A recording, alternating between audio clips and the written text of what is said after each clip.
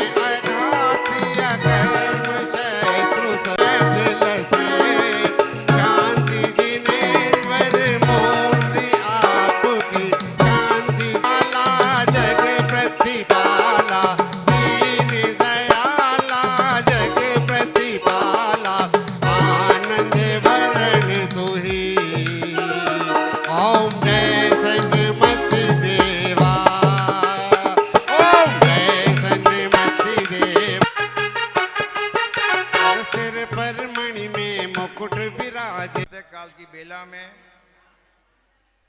समय 8 बजे से गत वर्ष की भांति इस वर्ष आचार्य सर्वसागमा जी के मंगल आशीर्वाद के साथ और दीदी के मंगल आशीर्वाद के साथ क्षमामणि पर्व का आयोजन मंदिर जी में किया जा रहा है। इसमें सर्वप्रथम नवका बंद का पाठ किया जाता है मंदिर जी हॉल में।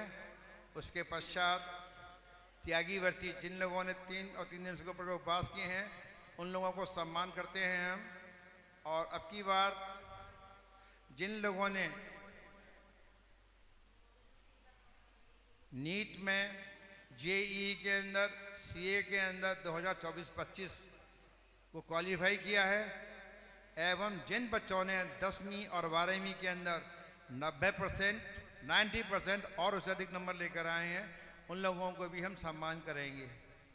तो सभी से अनुरोध है कृपया, क्योंकि अब समय काफ़ी है, 7-8 तारीख तक हमको अपने नाम दे दें तो उनका पार्षद उसी हिसाब से बनाया जा सके।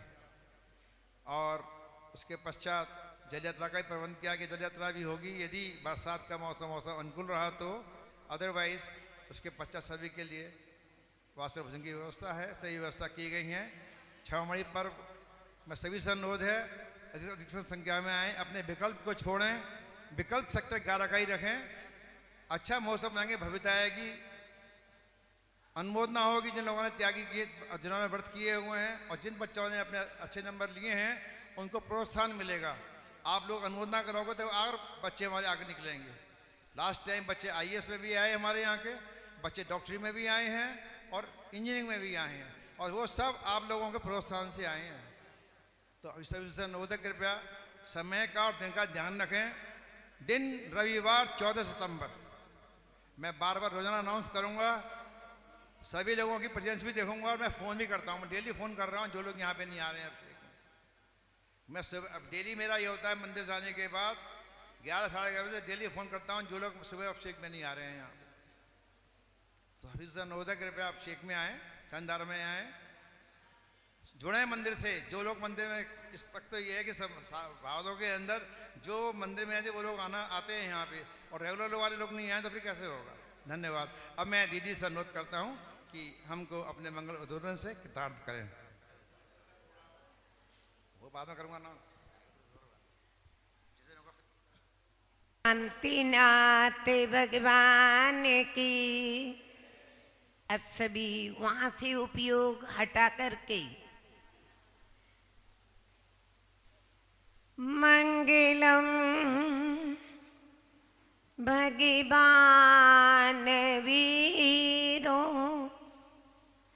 मंगलम गौतमो गणी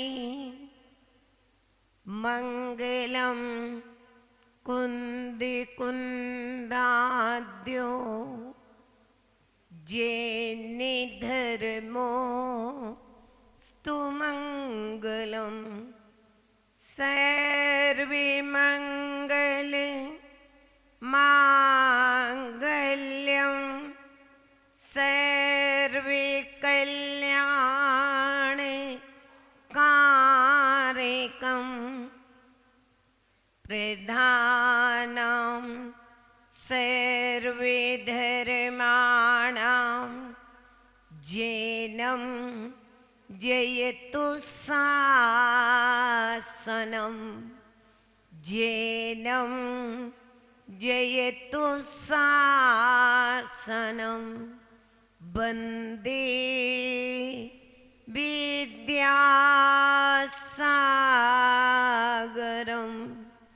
वंदे समय सागरम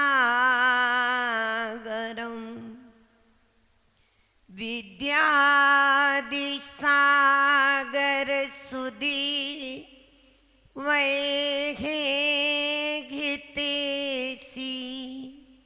शुद्धात्म में निरत नित्य घितोपदेशी बेशीत ग्रीष्म ऋतु में जल घे सयाने पूजो ने सतत केवल ज्ञान पाने पूजो उन्हें सतत केवल ज्ञान पाने। बोलो अनंतानंद सिद्धि परमेष्टि भगवान की। देवादिदेव श्री वर्तमान शासन नायक श्री महावीर भगवान की। द्वादशांगे जिनवाणी माता की। संत श्रोमणी आचार्य गुरुवर श्री विद्यासागर जी महाराज की। आचार्य श्री समय सागर जी महाराज की। उत्तम तप धर्म की। समंत भद्र आचार्य ने रत्नकरण श्रापकाचार के अंदर शरीर के बारे में बताते हुए स्वभाव तो सुचौ काये रत्नत्रय पवित्रते। शरीर स्वभाव से कैसा है? असुचि है, अपवित्र है। इसके संपर्क में आने से अच्छी वस्तु भी क्या हो जाती है? बेकार हो जाती है। एक बार इसका स्पर्श करते ही बढ़िया से बढ़िया शोरूम में रखी हुई चीज भी जिसे बनाने वाले को कितना परिश्रम करना पड़ा, लेकिन परिश्रम के बाद में तैयार आंखों का विषय बन रही है, बहुत सुंदर। लेकिन जैसे ही गुलाब जामुन आपकी जिब्बा पर आता है और प्लेट में भी 3 और हैं और तुरंत ही अभी दांतों का स्पर्श भी नहीं हुआ, मात्र जिब्बा पर ही रखा था और अंदर से खांसी का ठसका आते ही वो गुलाब जामुन और जिसमें 4 और थे ऐसी प्लेट में गिर जाता है तो वो सारे के सारे गुलाब जामुन क्या हो जाते हैं बताओ ना। अच्छा, बेकार हो गए। चलो दूसरे के लिए बेकार, लेकिन आपकी ये जिब्बा थी, आपका ये प्लेट है तो भी बेकार, खाएंगे नहीं क्या? तो वहां आचार्य कहते हैं कि ये शरीर अपवित्र है, अशुचिमय है, इसके संपर्क में जो जो चीजें आती हैं वो भी क्या हो जाती हैं? बेकार हो जाती हैं। लेकिन समंत भद्रा आचार्य कहते हैं रत्नत्रय, अपवित्र शरीर भी रत्नत्रय के माध्यम से सम्यक दर्शन, सम्यक ज्ञान और सम्यक चारित्र के माध्यम से क्या हो जाता है? पवित्र हो जाता है। कैसे पवित्र हो जाता है? हमारे दिगंबर मुनिराज जैसे कि विहार करते करते आते हैं और अगर आपका घर पड़ता है तो अगर आपके घर में सोने की थाली है, चांदी की थाली है, सच बताना आप उसे रखते कि नहीं रखते? रखते हो, रखते ना। और रखने के बाद में उनके चरणों को भी उसमें रखवाने का आप पुरुषार्थ करते हैं, अपनी भावना रखते हैं और चरण रखी भी गए तो उस पर आप जल की धारा छोड़ते हैं, पाद प्रक्षालन करते हैं। करते कि नहीं करते?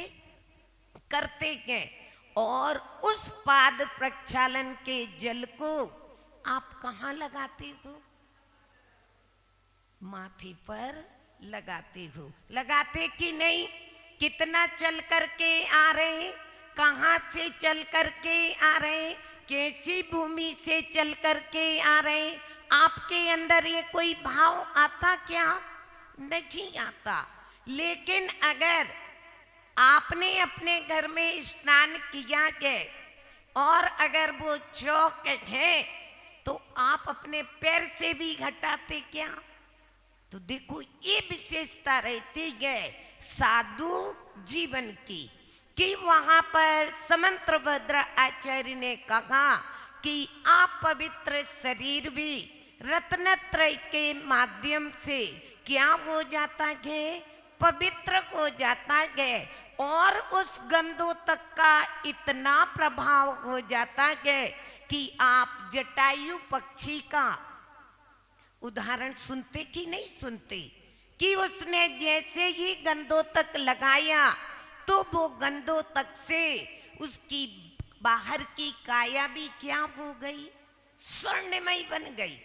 और भक्त भी जब गंधोतक लगाता है तो उसके कुष्ठ रोग आदि व्याधि, आपको एक घटना से हम परिचित कराते हैं कि आचार्य श्री कुंडलपुर में थे और एक व्यक्ति उसे कैंसर था, लास्ट स्टेज पर। टाटा हॉस्पिटल में मना कर दिया कि अब इनको घर ले जाओ, लेकिन उस व्यक्ति ने सुन रखा था कि बड़े बाबा के पास में एक छोटे बाबा हैं और वो भी उनके माध्यम से एक बार तो दर्शन कर लूं, क्योंकि छोटे बाबा जैनों के ही नहीं थे, सबके अजानों के भी थे।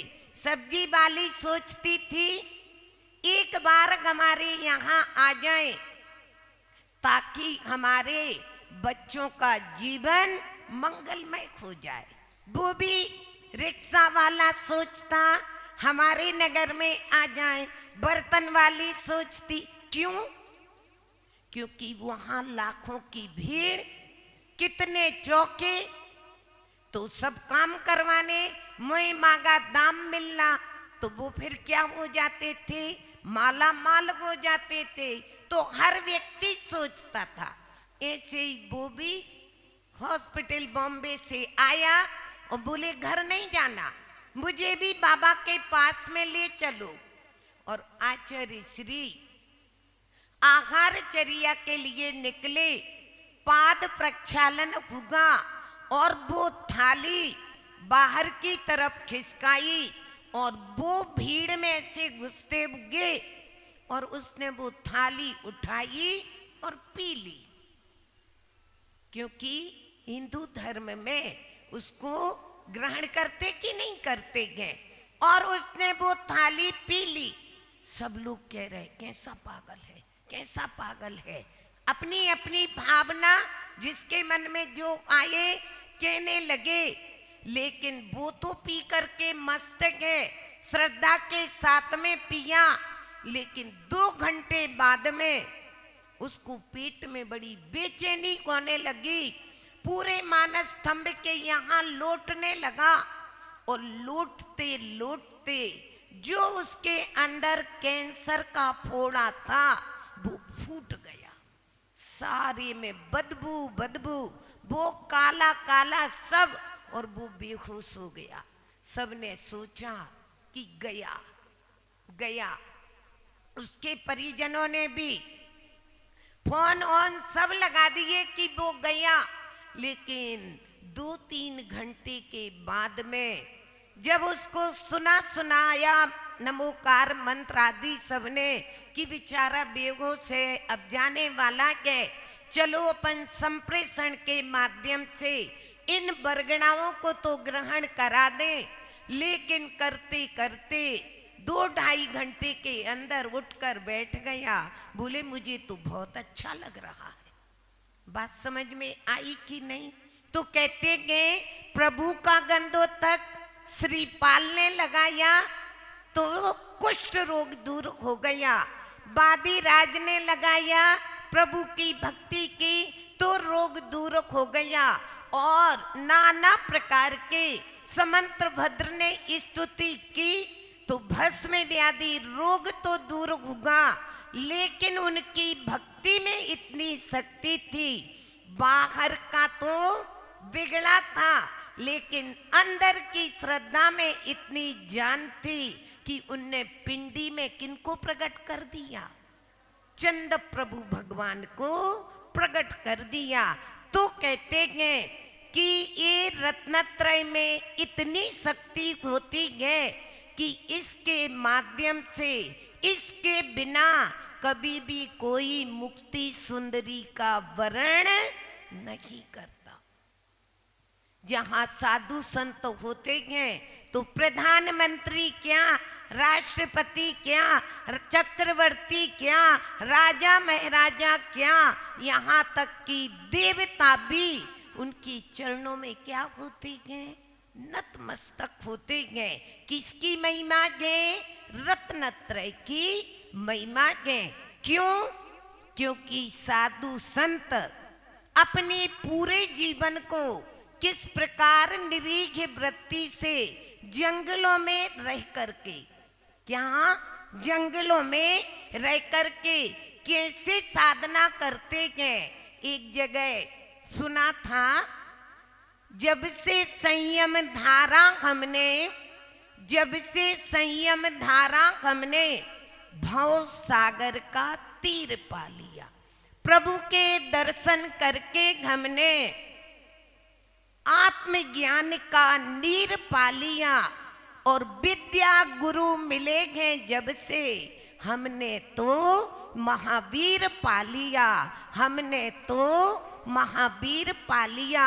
महावीर को हमने नहीं देखा, समंतभद्र आचार्य को हमने नहीं देखा, कुंद कुंद स्वामी को हमने नहीं देखा, जिनसेन को हमने नहीं देखा, लेकिन उनकी चर्या का अनुसरण करने वाले वो कुंद कुंद स्वामी जो लिख करके गए, उन पद चिन्हों पर चलने वाले उस तत्व को, उस बात को चरितार्थ करने वाले अगर कोई मिले तो आपने भी और हमने भी आचार्य श्री को देखा कि नहीं देखा? देखा ना? क्या जीवन था, क्या 20 साल की उम्र, क्या रचना इंद्री पर कंट्रोल कि नमक नहीं, मीठा नहीं, फ्रूट नहीं, हरी सब्जी नहीं, और 50 साल 55 साल इस प्रकार से उन्होंने निकाल दिए। जहां अपन रिजाई में जाते कि 15 मिनट सीसी करते गए, और कहां वो पाटे पर कड़कड़ाती ठंड में अमरकंटक जैसे स्थानों पर पहुंच करके जहां बर्फ जैसे लगता है, वहां पर वो पाटे पर सोती थी। हेलोजन नहीं, हेलोजन की तो बात छोड़ो, जुगनू एक बल्ब भी जलता हुआ कभी नहीं देखते थे। ऐसी कठोर चर्या, क्या शरीर से निरीह वृत्ति थी, क्या अपने में व्यवस्थित आत्मदृष्टि थी कि बाहर का सारा वो चाहते तो इतना पुण्य उनका था, भक्त इतने थे कि सोने का सिक्के का भी आहार लेते तो वो भी देने को तत्पर रहते थे। लेकिन ऐसे दिगंबर मुनियों के माध्यम से ही क्या प्रवर्तन होना है? तीर्थ का प्रवर्तन। प्रभावना किसकी? जहां साधु निकल जाते हैं तो जैन अजैन क्या, त्रियंच प्राणी भी क्या हो जाते हैं, प्रभावित हो जाते हैं, आगे पीछे चलने लगते हैं। तो कहा है कलाकार वह नहीं जो भगवान का चित्र बनाता है। कहते हैं कलाकार वह नहीं जो भगवान का चित्र बनाते हैं, कलाकार तो वह है जो अपने चित्त को भगवान के रूप बनाते हैं। और साधु भगवान का चित्र नहीं, अपने चित्त को भगवान के रूप में क्या करते हैं?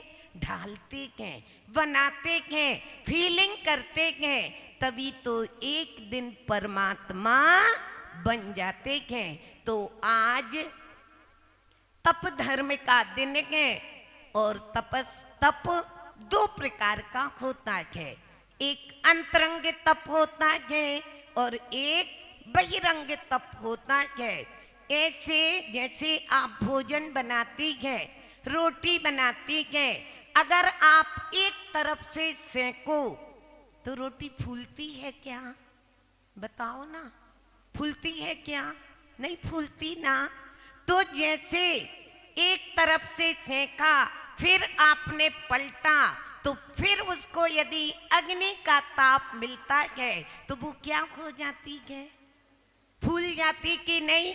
यही क्या कहलाता है? भेद विज्ञान। माने अंतरंग और बहिरंग तप जब तक जीवन में नहीं आएगा तब तक ये आत्मा परमात्मा पद को प्राप्त नहीं कर पाएगी। समझ में आया? और भी बताएं, अंगूर महंगे होते हैं कि किशमिश महंगी होती? बताओ ना। अंगूर महंगे होते हैं कि किशमिश महंगी होती? किशमिश।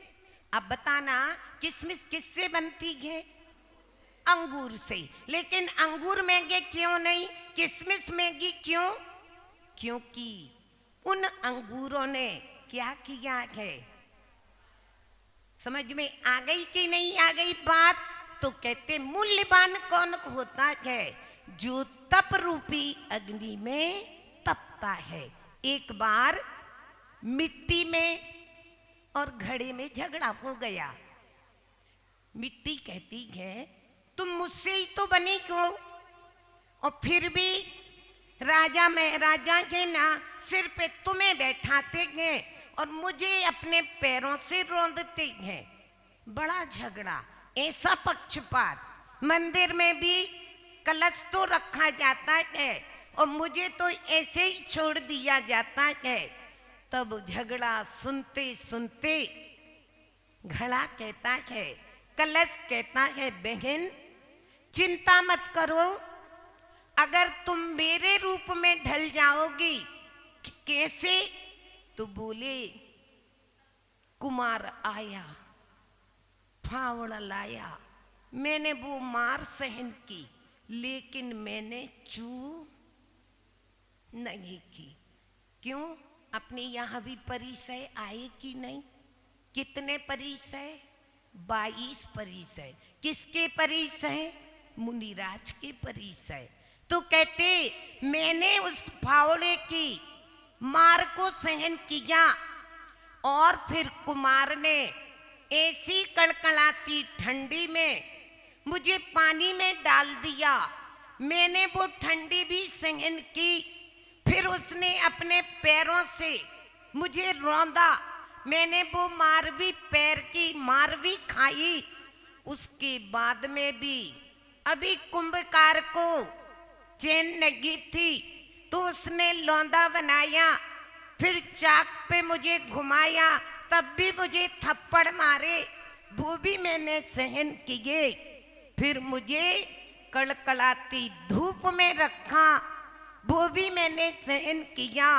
उसके बाद भी अभी भी परीक्षा पूरी नहीं हुई तो मुझे जैसे ही मैं सूखा वैसे ही मुझे अग्नि में तपाया गया, लाल सुर्ख हो गया, मेरा रूप ही रंग बदल गया।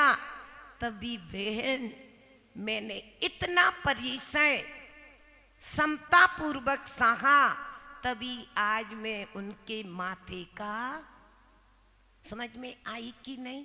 बिल्कुल ऐसे ही जीवन, साधु जीवन होता है कि कंकड़ पत्थर में चलते चलते शरीर के ऊपर मच्छर भी काट रहे हैं, मक्खियां भी कर रही हैं, लेकिन 22 परिसरों को शीत की बाधा भी, गर्मी की बाधा भी, सारी बाधाओं को सहन करते करते एक दिन ये आत्मा क्या बन जाता है?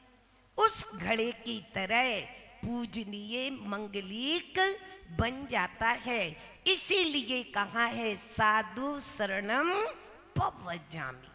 और जो इनकी शरण में पहुंच जाता है, इनकी संगति में पहुंच जाता है, तो कहते हैं संगत कीजे साधु की, कोटि पाप घट जाए।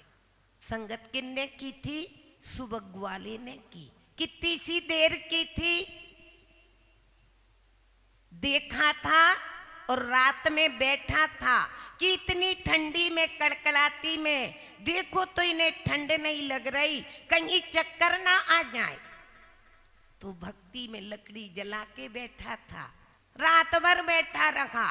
मुनिराज सुबह ध्यान से उठे, भैया तुमने रात खराब क्यों की?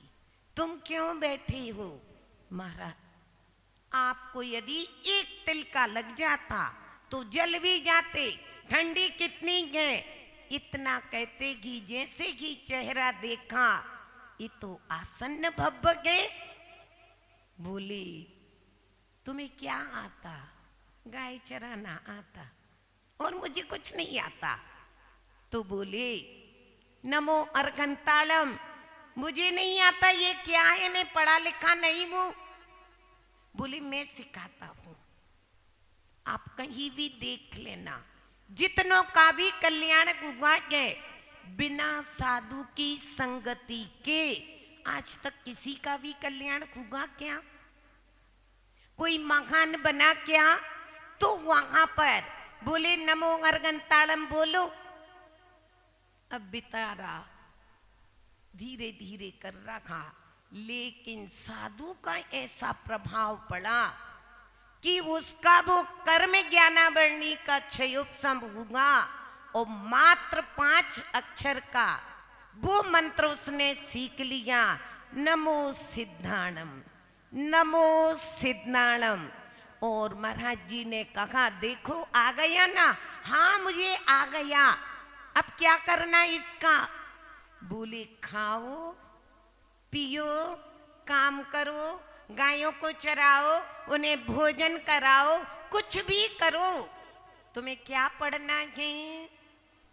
बोलो ना, नमो सिद्धाणम पढ़ना है, और कुछ नहीं। पढ़ोगे कि नहीं? हाँ मैं पढ़ूंगा पढ़ूंगा। और इतना कहते ही महाराज तो उठे और उन्हें आकाशगामिनी विद्या थी, वो तो उड़ गए। अरे मुझे छोड़ के कहाँ जा रहे हो, मुझे और कुछ सिखा देते, लेकिन वो तो निकल पड़े। और जैसे ही अब जब वो आकाश में गए तो और श्रद्धा का विषय, ये कौन? अब तो लग गया नमो सिद्धाणम, नमो सिद्धाणम। और मंत्र के प्रभाव से गाय भैंस ने दूध देना भी क्या कर दिया, ज्यादा। सेठ जी को लगा कहीं पानी तो नहीं मिला देता है, इतना दूध कैसे? तो वो देखने आए, अरे क्या पड़ता है? बोले नागा बाबा ने दिया था। अच्छा वो जैन थे। सेठानी ने कहा इतना दूध क्या क्या होगा? बोले वो उनने ये दिया था, मैं ये पढ़ रहा। सेठानी के भी भाव बदले, सेठ जी के भी बदले। बोले जो नया मकान बना के ना, अब झोपड़ी छोड़ के तू उसमें आ जा। हैं? अकेले इतना पढ़ने से महल? और सेठानी कहती है अब टिक्कड़ मत बनाया करो, हमारे घर ही भोजन कर लेना। अब तो बढ़िया बढ़िया भोजन, बढ़िया मकान, अब और बढ़ गया। अब गायों को लेके तो गया, लेकिन जहां वो बैठे थे, मिले थे, वहां बैठ कर के क्या पढ़ रहा है? समझ में आया? इतना पढ़ते पढ़ते ऐसा लीन हो गया कि जो गायें थी ना, वो नदी के उस पार गई हैं। सेठ जी क्या कहेंगे? मकान दिया, बढ़िया बढ़िया खाना दिया, अब तो ये बिगड़ गया। तुरंत खूंदा, नदी में बाढ़ थी, एक पेड़ की ठूट थी, नमो सिद्धाणम कहते कि खूंदा, और पेट में वो फंस गई, तुरंत मरण हो गया। क्या बन गया? सुदर्शन सेठ बन गया। बात समझ में आई कि नहीं? और वो ही सुदर्शन सेठ, वो नमो सिद्धाणम के संस्कार, वो निसर्गत सम्यक दर्शन ने ऐसा बेड़ा पार किया कि सुदर्शन सेठ तो बने, लेकिन संस्कार नहीं गए। अष्टमी चतुर्दशी जंगल में जाकर के क्या कर रहे हैं? ध्यान कर रहे। फिर भी कर्म अंदर के बाहर आए, उपसर्ग भी आया, लेकिन उसके बाद में भी दृढ़ता अंदर में है कि अगर मेरा कर्म अच्छा है तो कोई कुछ नहीं कर सकता। तो सुदर्शन सेठ की सूली क्या बन गई थी? बन गई थी कि नहीं? और फिर कि ये उपसर्ग दूर होगा तो अब भवन की ओर नहीं, वन की ओर जाएंगे। और वन में ऐसे पहुंचे कि उन्हें अनंत चतुष्टय रूपी केवल ज्ञान की प्राप्ति हो गई। कहां से हो गई? कमल द्रह पटना से। तो कहते हैं मुनिराज के समागम का, मुनिराज के साथ रहने का, उन वर्गणाओं का ऐसा प्रभाव रहता है कि पापी से पापी भी कब पवित्रता को पा जाए, कब उज्जवलता का जीवन बन जाए, ये मालूम नहीं पड़ता। इसीलिए हम सभी को भी, और तब कौन करता है? तब किसके पास आता है? तो कहते हैं एक देश तो श्रावक कर सकते हैं, लेकिन पूर्णतादि उत्तम तप की कहीं होती है तो दिगंबर साधुओं के पास ही होती है। और जब अंतरंग और बहिरंग तप में तपते हैं तो रोटी की तरह शरीर अलग और आत्मा अलग, और कहाँ पहुंच जाते हैं? सिद्धालय में। अब अपन समझे कि ज्ञान के बिना काम नहीं बनता, तो शिवभूति मुनिराज को उन्हीं कुंद कुंद आचार्य ने अष्टपाहुड़ के अंदर तो कहते ज्ञान नहीं भेद विज्ञान की आवश्यकता है। और फिर गाथा लिख दी, स्टोप दे, भेद विज्ञानता सिद्धा, सिद्धा एकिल केचना, और भेद विज्ञानता बद्धा, बद्धा एकिल केचना। जहां भेद विज्ञान के अब वहां कुछ भी जरूरत नहीं है। तो दाल में भी क्योंकि सम्यक दृष्टि की दृष्टि अलग ही हो जाती है, वहां उनको दोष दिखाई नहीं देती। उनकी दृष्टि में क्या रहता है? गुण ही गुण दिखाई देते हैं। दृष्टि का चश्मा ऐसा लग जाता है कि वहां गुण ग्रहण का भाव रहे ने, दृष्टि न दोषों पर जावे। कृष्ण जी का हम आप लोगों को बताते थे कि नहीं, कि जब वो सारथी रथ में ले जाता है, लेकिन वहां जब वो विपरीत नहीं, ऐसे ही चलेगा रथ जैसे हमेशा जाता, अरे वहां पर इन्फेक्शन हो जाएगा, ये हो जाए, नहीं वही जाएगा। अब उसने तो मुंह में बांध लिया स्पीड, बोले स्पीड नहीं बढ़ेगी। और जैसे ही कुत्ता दिखा, बोले रोको रथ, रुकना पड़ेगा, रुक गया। 36 किसकी? सारथी पीट करके, बोले इधर आओ, जाना पड़ेगा जी, खोलो, खोलना पड़ेगा, हमारे दांत देखो। देखे कैसे गए? पीले गए। हम तो सुबह भी करते मंजन, शाम को भी करते, फिर भी पीले। तुम्हारे दिखाओ, बोली तुम्हारे भी पीले गए, तुम मंजन नहीं करते क्या? अरे मैं तो नीम की दातुन करता हूं। बोले फिर भी तुम्हारे पीले गए। लेकिन इस कुत्ते की तो देखो कैसे कोलगेट की तरह चमक रहे, ये तो मंजन भी नहीं करता, देखो कैसे चमक रहे। समझ में आई बात की नहीं? कहते गए कि सम्यक दृष्टि की दृष्टि में ना कीड़े दिखे, ना मकोड़े दिखे, ना बदबू दिखी, क्या दिखा? गुण दिखे। तो ऐसे ही गुण ग्रहण का भाव रहे ने, दृष्टि न दोषों पर जावे। जब ऐसी परिणति बन जाती है तो फिर हमारा जीवन क्या बन जाता है? महान बन जाता है। और अगर महान बनाना है तो हमें ऐसे ही दृष्टि बनाना पड़ेगी। एक जगह बहुत अच्छा लिखा था, आज गुरुओं के बिना भी ज्ञान खो रखा है। आज गुरुओं के बिना भी ज्ञान खो रखा है। अस्तित्व के बिना भी अभिमान खो रखा है। आज गुरुओं के बिना भी ज्ञान खो रखा है।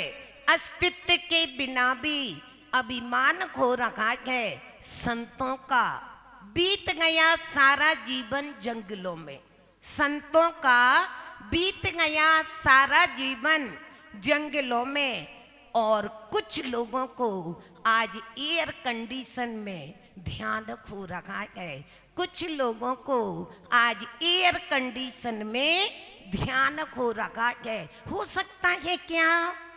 क्योंकि अभी इंद्री की आसक्ति ही नहीं गई, तो आत्मा का अनुभव कैसे हो सकता है? तो इसीलिए क्या कहा है कि हमें भी अपने जीवन में, ग्रस्त जीवन में भी इच्छाओं को थोड़ा थोड़ा कम करते हुए, चाहे बाहर की इच्छा हो चाहे अंदर की इच्छा हो, सारी इसीलिए श्रावक को बताया परिग्रह परिमाण व्रत। और श्रावक के लिए प्रतिदिन सुबह उठते ही 17 नियमों का पालन करने के लिए कहा गया। वहीं इच्छा निरोधा तपा हो जाता है प्रारंभ। तो हमें भी अपने जीवन को, अब अनंतमती का भोग है, उनने कहा था जल्दी करना। बोलो महावीर भगवान की। ये बिल्कुल कल बताएंगे, ठीक है। बाणी जिनेन्द्र कथिता दुख हारणी के, संतृष्टि भव्य जन को सुखदायिनी है। तेरा करूं स्तुवन में आई अम्ब देवी, तो शीघ्र ही बन सकूं निज आत्म से भी। सभी 9 बार नमोकार मंत्र पढ़ेंगे।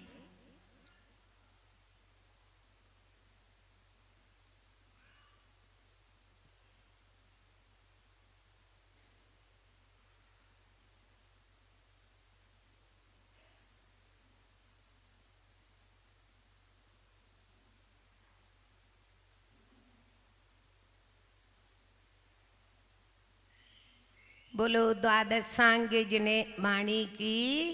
देखो, जिनने कल प्रश्न के उत्तर दिए थे वो दादी, और किसने दिए थे? एक विनीता भाभी ने, और एक और आपने दिया था। आ जाओ, जल्दी आ जाओ। सारी का नाम, हाँ हाँ, आ जाओ। चलो, और कोई था ना? 3 ही थे। बोलो महावीर भगवान की जय। हेलो। बोलो 10 लक्षण धर्म की जय। उत्तम धर्म की जय। आप सभी का बहुत बहुत अभिवादन, बहुत बहुत धन्यवाद कि आप आए और हमारे प्रोग्राम की शोभा बढ़ाई।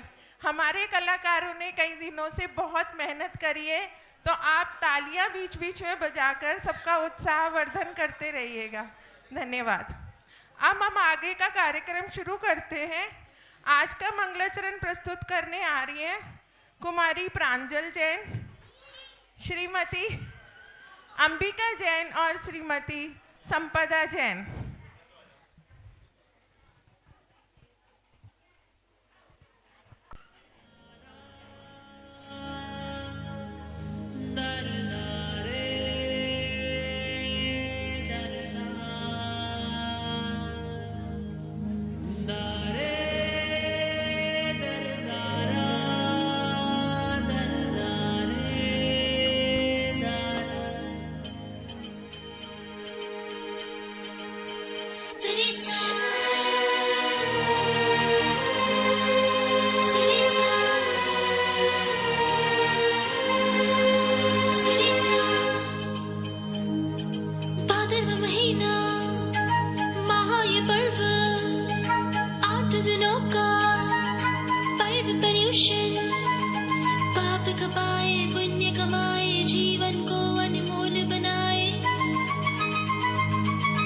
जब करके पुण्य कमाए पर्व अनोखा है।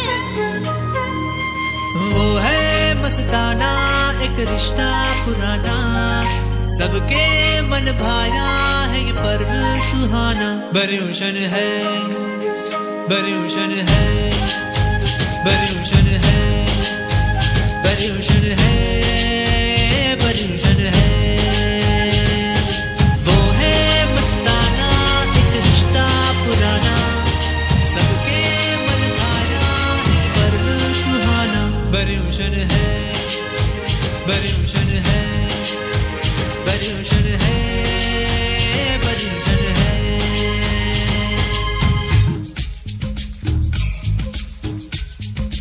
पर्व पर्यूषण खुशियाँ लाई, तन मन में है ज्योत जलाई। पर्व पर्यूषण खुशियाँ लाई, तन मन में है ज्योत जलाई। प्रभु भक्ति की रात सुहानी, नैना मेरी बने दीवानी। महावीर प्रभु तो है त्रिशूला के नंदन, ओ महावीर की माला ही जपता है मेरा मन। तन में है, मन में है दिल का तराना, महावीर के चरणों में अपना पर्यूषण है, पर्यूषण है, पर्यूषण है। बहुत ही सुंदर प्रस्तुति और इतनी बढ़िया नंद भाभियों की जोड़ी हमें भी चाहिए। हम भी अपनी नंद भाभियों के साथ इसी प्रकार नृत्य और मंगलाचरण प्रस्तुत करें। बहुत बढ़िया, बहुत सुंदर बच्चों ने प्रस्तुत किया। अब हम आज का प्रोग्राम शुरू करते हैं। आज का हमारा प्रोग्राम है शील शिरोमणि अनंतमती के ऊपर नाटिका। ठीक है। अनादिकाल से प्रवर्तमान जैन धर्म में हर तीर्थंकर के शासन काल में हजारों लाखों की संख्या में सतियां हुई हैं। भगवान श्री ऋषभदेव से लेकर आज तक सतियां महासतियों की लंबी परंपरा चली आ रही है। अनेक सतियों ने शील के बल पर स्वर्ग आदि प्राप्त किए और सम्यक दर्शन प्रकट कर मोक्ष की ओर अग्रसर हुईं। कुछ सतियों ने आजीवन ब्रह्मचर्य का व्रत धारण किया और विपत्ति और भय के क्षणों में भी अपने शील धर्म को चलायमान नहीं होने दिया और वे अपने शील व्रत पर अडिग रहीं। ऐसे ही हम सतियां प्रांजल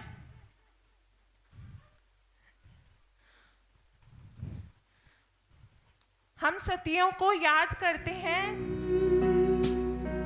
हम याद करें सती ब्राह्मी को, सुंदरी और चंदन बाला, राजुल द्रौपदी कौशल्या, मृगावती सुलसा सीता। शील पालन का था गहना, विनय का पहना था कंगना, श्रद्धा की माथे पर बिंदिया, संयम की ओढ़ी थी चुनरिया। उन सतियों को याद करे प्रभुवर से फरियाद करे, सम्यक्त्व हमें उनके जैसा दे। धर्म का साथ था, खुद पर विश्वास था, साहस हमें उनके जैसा दे।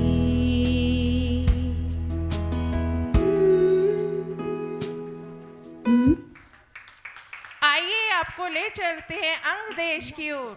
अंग देश की राजधानी चंपापुरी, वहाँ के राजा प्रियदत्त और रानी अनंगवती राज्य करती थी।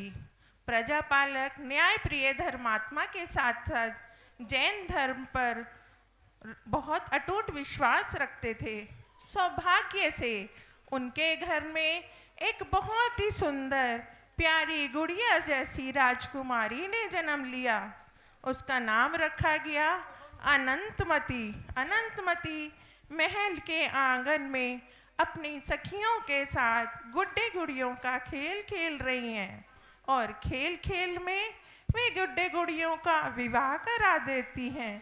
सारे दिन बस इसी खेल में व्यस्त रहती हैं। ना उन्हें खाने की सुध थी, ना ही पीने की। इसी बात को लेकर माता बहुत चिंतित रहती थी। महाराजा प्रियदत्त पधार रहे हैं।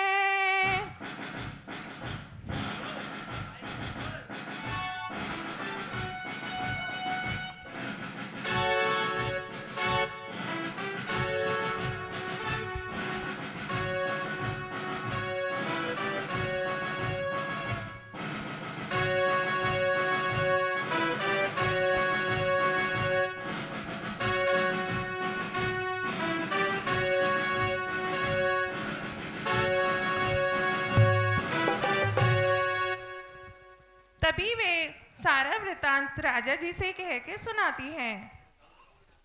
महाराज, हमारी गुड़िया सारे दिन गुड्डे गुड़ियाओं से खेलती रहती है। इसका कुछ छुड़ाने का उपाय बताइए।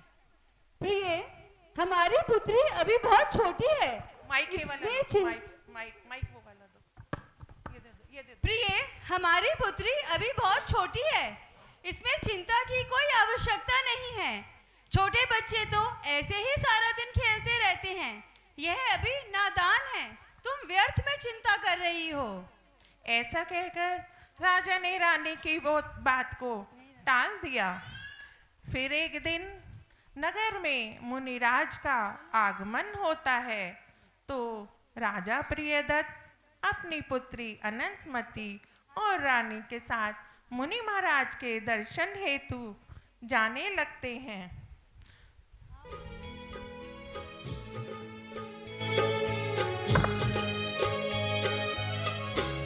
धन्य मुनिराज हमारे हैं, हमें प्राणों से प्यारे हैं।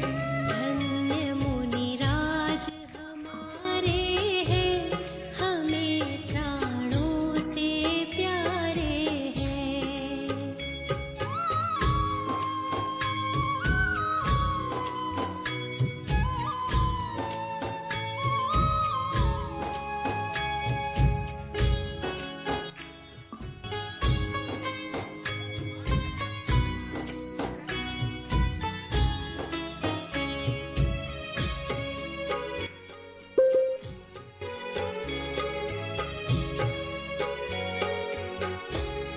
धन्य मुनिराज की मुद्रा, धन्य मुनिराज की निद्रा, धन्य मुनिराज की चर्या, धन्य मुनिराज की चर्चा। धन्य मुनिराज की समता, धन्य। और राजा प्रियदत्त राजकुमारी अनंतमती और रानी को लेकर मुनि महाराज के पास पहुंचते हैं। नमोस्तु गुरुवर, नमोस्तु गुरुवर, नमोस्तु गुरुवर। गुरुवर, मैं अष्टानिका पर्व पर आपसे 8 दिन का ब्रह्मचर्य व्रत लेता हूँ। मैं भी ब्रह्मचर्य का व्रत लेती हूँ। और अनंतमती भी ब्रह्मचर्य व्रत ले लेती हैं। नमोस्तु गुरुवर, नमोस्तु गुरुवर, नमोस्तु गुरुवर। अनंतमती के व्रत का उन पर बहुत गहरा प्रभाव पड़ा। कहते हैं ना, कभी कभी छोटे से छोटा नियम लिया हुआ भी उनकी पूरी दिशा ही पलट देता है। कुछ ऐसा ही अनंतमती के साथ हुआ। जब अनंतमती बड़ी हुई तो उनके विवाह का आयोजन शुरू हुआ। उनके पिता ने विवाह के आयोजन शुरू कर दिए और जगह जगह साज सज्जा करी और तैयारियां शुरू कर दी। तभी एक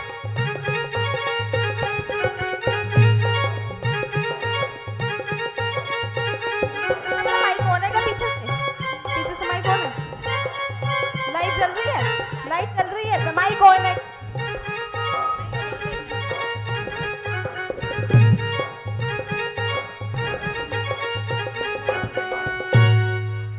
तभी एक दिन अनंतमती अपने पिता राजा प्रियदत्त के पास आई। जय जिनेन्द्र पिताश्री। जय जिनेन्द्र पुत्री। पिताश्री, ये महल में साज सज्जा और सजावट किस लिए हो रही है? पुत्री, ये सारी साज सज्जा और तैयारी तुम्हारे विवाह के लिए हो रही है। विवाह? कैसा विवाह पिताश्री? आपने तो मुझे ब्रह्मचर्य व्रत दिलवाया था ना? पुत्री, वह व्रत तो मैंने तुम्हें हास्य विनोद में दिलवाया था और तुम उसे सच समझ बैठी हो। वो तो तुम्हारे गुड्डा गुड़ियों के खेल को छुड़वाने मात्र के लिए था। पिताश्री, धर्म और व्रत में विनोद कैसा? मैं यह नहीं समझी। पुत्री, मेरे कुल की कुल प्रकाशक हो तुम, और वो जो व्रत मैंने तुम्हें दिलवाया था वह केवल 8 दिनों के लिए था और वो भी हास्य विनोद में था, और तुम उसे सच समझ बैठी हो। अब तुम इस विवाह से इनकार क्यों कर रही हो?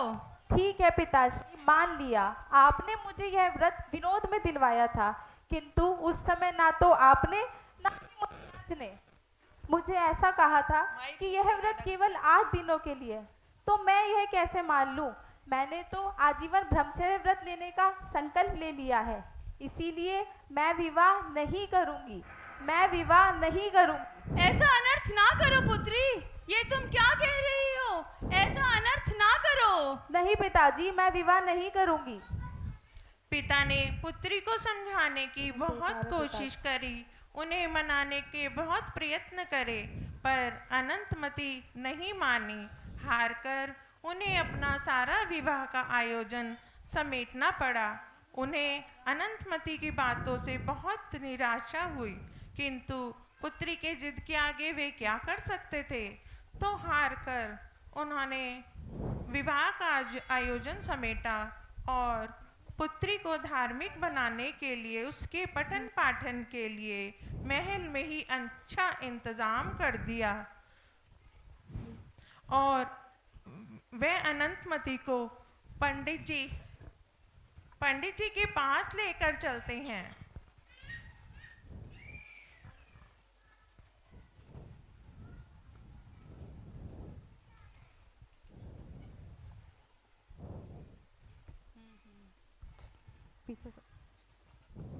और पंडित जी के पास जाते हैं। जय जिनेंद्र पंडित जी। जय जिनेंद्र पंडित जी। जय जिनेंद्र।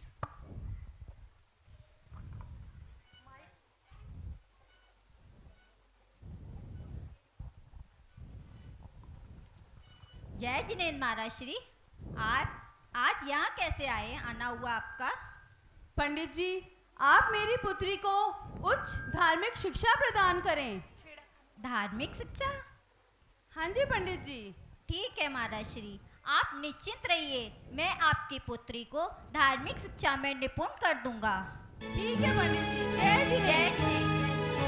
भले रूठ जाए ये सारा जमाना, नहीं रागियों की शरण में है जाना।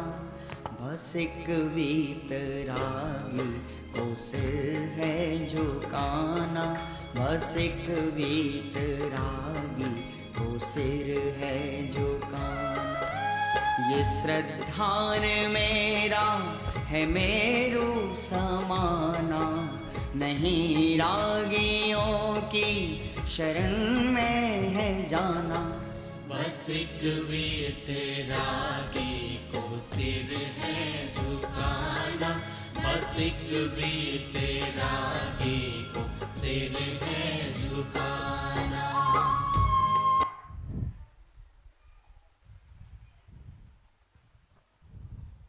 आओ अनंतमती, आओ बैठो।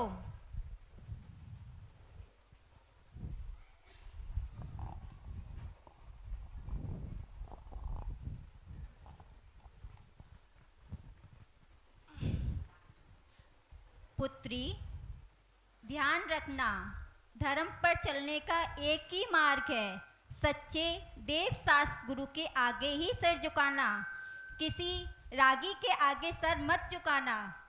और यदि कोई भी कैसी भी परिस्थिति आए, किसी के सामने अपने नियम व संयम से बिल्कुल भी ना डिगना, अपने धर्म पर हमेशा अड़िग रहना। ठीक है पुत्री? जी पंडित जी। और पंडित जी उनको शास्त्र अभ्यास में निपुण कर देते हैं। अनंतमती भी खुश रहो, खुश रहो। दृढ़ सिद्धांत से शास्त्रों का अभ्यास करने लगी। बैठ जाओ। नमो अरिहंतानम, नमो सिद्धानम, नमो आयरियानम, नमो उवझायानम, नमो लोए सविसाहुनम, ऐसो पंच नमोकारो सर्वे पाप नाशनो, मंगलानं च सर्वेसी परमं हवै मंगलम्, परमं हवै मंगलम्। चैत्र का महीना था। अनंतमती अपने बगीचे में झूला झूल रही थी और मन में तत्व चिंतन चल रहा था। ये जीवन भी एक झूले के समान है, स्वार्थ की डोर से बंधा है और एक छोर से दूसरे छोर तक आकाश को छू लेना चाहता है। यह जानते हुए भी उसके बंधन वृक्ष की मोटी डाल से बंधे हैं। डाल से बंधी डोर जैसे संसार के रिश्तों से बंधा है मानव। इस प्रकार हिलती डुलती चिंतन कर रही थी। तभी वहां पर विद्याधर कुंडल मंडित विमान से अपनी पत्नी के साथ गुजर रहा था। आकाश मार्ग से गुजरते गुजरते उसकी दृष्टि अनंतमती पर पड़ी और वह उसको देखते ही उस पर मोहित हो गया। सुंदर नारी को देखकर उसका विवेक लुप्त हो गया और काम वासना की लहर तीव्र हो गई। अनंतमती को देखते ही वह उस पर मंत्रमुग्ध हो गया। उसे पाने की तीव्र इच्छा जागृत हुई, पर उस समय वह उसका अपहरण करके नहीं ले जा सकता था, क्योंकि उनके साथ उसकी पत्नी भी थी। तो उसे एक उपाय सूझा। प्रिय, मुझे कुछ आवश्यक कार्य आ गया है, मुझे शीघ्र ही जाना पड़ेगा। तुम घर चलो, मैं अभी आता हूँ। जो हुकुम महाराज। और उनकी पत्नी को वे घर पर छोड़कर पुनः जंगल की ओर आते हैं। हाँ। और पुनः बगीचे में आते हैं और अनंतमती के पास पहुंचकर उनको लुभाने की कोशिश करने लगते हैं। प्रिय, तुम मेरे साथ चलो, मैं तुम्हें रानी बना के रखूंगा। आप कौन हैं? मैं आपके साथ नहीं चलूंगी। मैं विद्याधर हूँ, तुम मेरे साथ चलो। नहीं नहीं, मैं आपके साथ नहीं चलूंगी। तुम्हें मेरे साथ चलना ही होगा। नहीं, मैं आपके साथ नहीं चलूंगी। मैं भी देखता हूँ तुम मेरे साथ कैसे नहीं चलोगी। छोड़ दो। उसने उसको तरह तरह से समझाने की कोशिश करी, मनाने की कोशिश करी, पर जब अनंतमती नहीं मानी तो उसने अपनी विद्या के द्वारा उसको मूर्छित कर दिया और अपने साथ लेकर चला गया। इधर जाते जाते विद्याधर की पत्नी को कुछ संदेह होता है। वह भी उसके पीछे पीछे आने लगती है।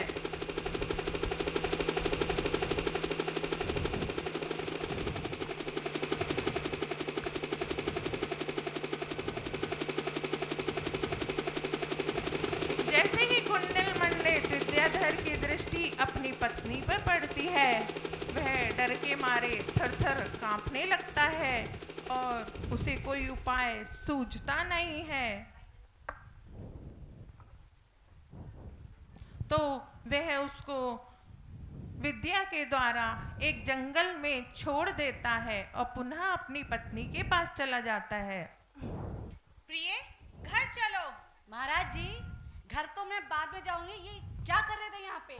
कुछ नहीं प्रिय, तुम घर चलो, घर चल के बात करते हैं। कोई घरवार नहीं, आप यहाँ पे, मुझे समझ में आ गया था आपने मुझे क्यों छोड़ा, और मुझे आप पे भरोसा था, पर मुझे ये नहीं पता था कि आप मेरे पीठ पीछे ये करेंगे। नहीं प्रिय, ऐसा कुछ नहीं है, यहाँ सब देख रहे हैं, सुन रहे हैं। कोई बात नहीं, घर चलो, हम घर चल के बात करते हैं। घर तो मैं बाद में जाऊंगी, तब पहले ये बताओ आपने ऐसा किया क्यों?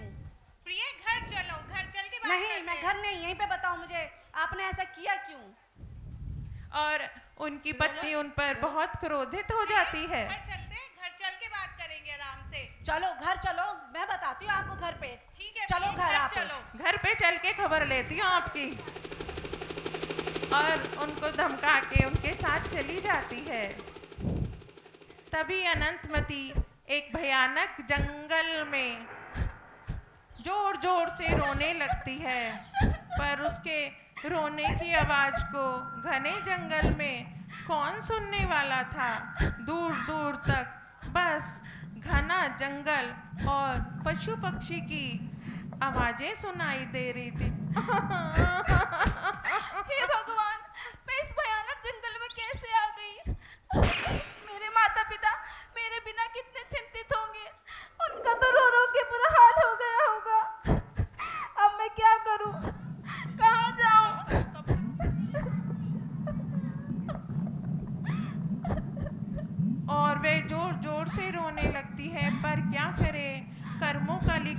कोई टाल नहीं सकता।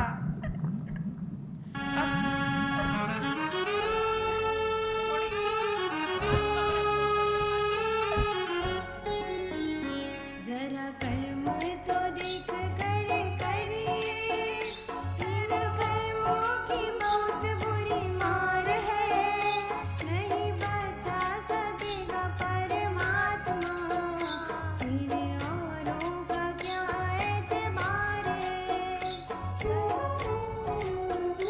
जरा कर्म तो देख कर करिए, इन कर्मों की बहुत बुरी मार है, नहीं बचा सकेगा परमात्मा, फिर औरों का क्या एतबार है। जरा कर्म तो देख। और तभी वहाँ थोड़ी देर में भीलों का राजा वहाँ से जंगल से गुजरता है। जिंगालाला हु हु, जिंगालाला हु हु, जिंगालाला हु हु, जिंगालाला हु हु, जिंगालाला हु हु, जिंगालाला हु हु, जिंगालाला हु हु, जिंगालाला हु हु, जिंगालाला हु हु, जिंगालाला हु हु, जिंगालाला हु हु, जिंगालाला हु हु, जिंगालाला हु हु। और वे अनंतमती की सुंदरता को देखकर उस पर मंत्रमुग्ध हो जाता है और मन में विचार करने लगता है। ओहो, इतनी सुंदर कन्या, वो भी घने जंगल में। लगता है ईश्वर ने इसे मेरे लिए ही बनाया है। चलो जाकर पूछता हूँ। जिंगालाला हु हु, जिंगालाला, जिंगालाला हु हु, जिंगालाला हु हु, जिंगालाला हु हु। तभी भीलों का राजा अनंतमती के पास जाता है। कन्या, तुम क्यों रो रही हो? मैं इस भयानक जंगल में खो गई हूँ। क्या आप मुझे मेरे माता पिता के घर छोड़ देंगे? चलो, मैं तुम्हें छोड़ देता हूँ। और अनंतमती भील पर विश्वास करके उनके साथ चली जाती हैं और सोचती हैं कि चलो अब मैं अपने घर पहुंच जाऊंगी। पर उन्हें क्या पता था कि और भी बड़ी मुसीबत में फंस गई हैं। प्रिय, तुम अपना सौभाग्य समझना कि भीलों का राजा तुम पर मोहित है, तुम्हें अपनी रानी बनाना चाहता है। तुम मेरी रानी बन जाओ और सुख भोगो। नहीं, मैं आपकी रानी नहीं बन सकती। मुझे छोड़ दो, मुझे जाने दो, मैं तुम्हारे हाथ जोड़ती हूँ। ऐसे कैसे जाने दूं? तुझे तो मैं अपनी रानी बनाकर रहूंगा। हे भगवान, अब मैं क्या करूं?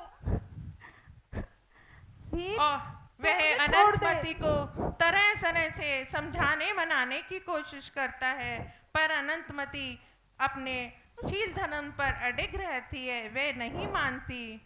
और पापी, जाने दे मुझे। ऐसे कैसे जाने दूं? इतनी सुंदर कन्या, तुझे तो मैं अपनी रानी बनाकर रहूंगा। दुष्ट पापी, तू ऐसा सोच भी कैसे सकता है? मैं तुझसे विवाह करूंगी। दूर हो जा मेरी दृष्टि के सामने से। और अपने लिए दुष्ट पापी, ऐसे वो शब्द सुनकर आग बबूला हो जाता है। उसका चेहरा लाल हो गया। अपने बारे में ऐसे कठोर वचन सुनकर वह क्रोधित हो गया। चुपचाप मेरी रानी बन जा, नहीं तो मैं तुझे देख लूंगा। ऐसा कहकर अनंतमती के साथ दुष्कर्म करने लगा, परंतु अनंतमती ने उससे दूरी बनाए रखी और अपने शील की रक्षा के लिए नमोकार मंत्र का जाप करने लगी। नमो अरिहंतानम, नमो सिद्धानम, नमो आयर्यानम, नमो अधायानम, नमो ऐसो पंच नमोकारो सभे पापनाशनो अज्ञानं च सभेति परमं हरै मंगलम्, परमं हरै मंगलम्।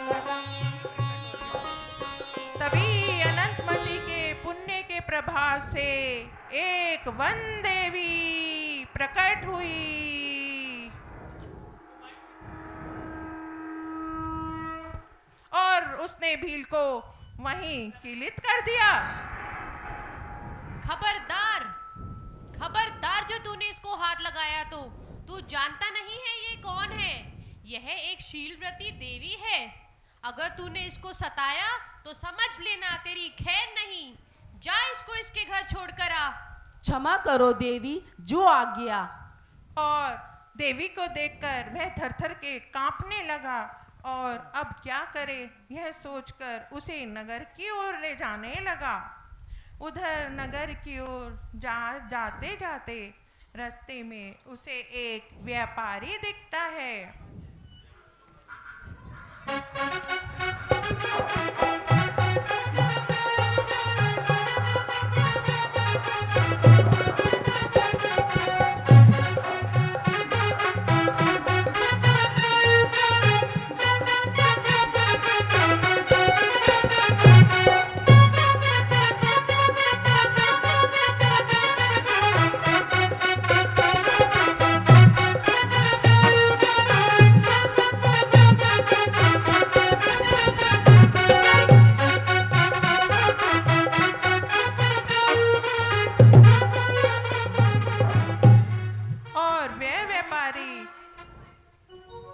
सुंदर कन्या को देखकर, उसके रूप सौंदर्य को देखकर मोहित हो जाता है।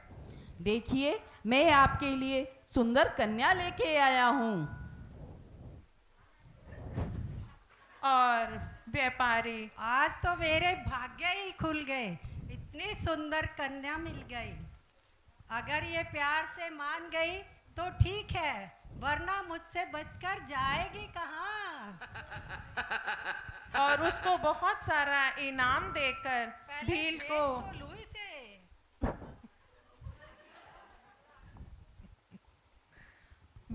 भील को वहां से बहुत सारा धन आदि देकर विदा करता है।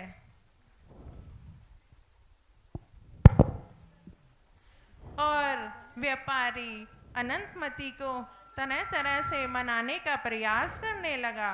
सुंदरी, तुम कितनी भाग्यवान हो जो उस नर पिशाच को छोड़कर मुझ जैसे धनवान, रूपवान, बलवान के पास आई हो।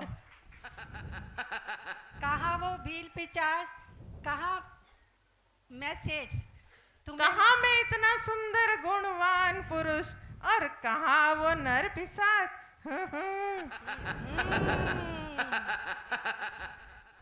सुंदरी, मेरे पास अनंत धन वैभव है और वैभव है। मैं तुम पर न्यौछावर करना चाहता हूँ। क्या तुम अपने हृदय में मुझे जगह दोगी? महाशय, आपको देखकर तो मुझे विश्वास हो गया था कि मैं अब निर्विघ्न अपने माता पिता के घर पहुंच जाऊंगी, किंतु मुझे क्या पता था जिसे मैंने रक्षक समझा वो भी भक्षक निकलेगा। मैं नहीं समझ पाई बाहर का ये दिखावा। मैं तुम्हें, तुम्हारे इस वैभव को, धन संपत्ति को धिक्कारती हूँ, धिक्कारती हूँ। ये तुम क्या कह रही हो?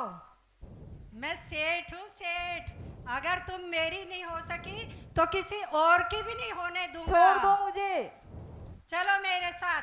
छोड़ दो, तुम्हें छोड़ दो मुझे, छोड़ दो। बहुत घमंड है ना, अभी तुम्हें मजा चखाता हूँ। चलो। और व्यापारी अनंतमती को तरह तरह से मनाने की कोशिश करता है, पर वह अपने शील धर्म पर अडिग रहती है और वह जरा भी ना डिगी। जब उसने सब तरह से मनाने की कोशिश कर ली और वह नहीं मानी, तो वह उसे कामसेना के रंग महल में ले गया और कुछ पैसों में उसे कामसेना के पास बेच आता है।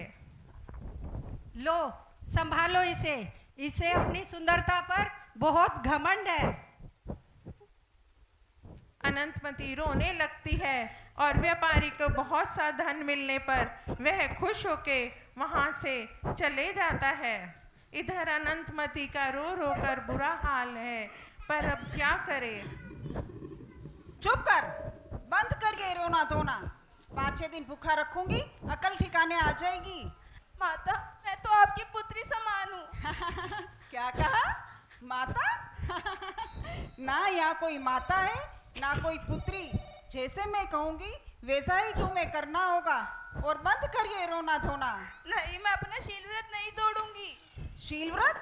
कैसा शील व्रत? मैंने तो तुझे खरीदा ही इसलिए ताकि तेरे रूप सौंदर्य पर मोहित होकर लोग आकर्षित हो और तुझ पर अपार धन लुटाए। नहीं, मैं ऐसा कुछ नहीं करूंगी।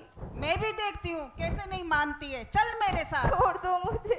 उसने अनंतमती को तरह तरह से प्रताड़ित किया, भूखा प्यासा रखा, अपना काम निकलवाने की कोशिश करी, पर अनंतमती जरा भी नहीं डिगी। और जब कामसेना ने देखा कि यह नहीं मानेगी तो उसे अयोध्या के राजा सिंहराज के पास लेकर चलती है। चक्कर काट के जाओ। राजा सिंहराज पधार रहे हैं।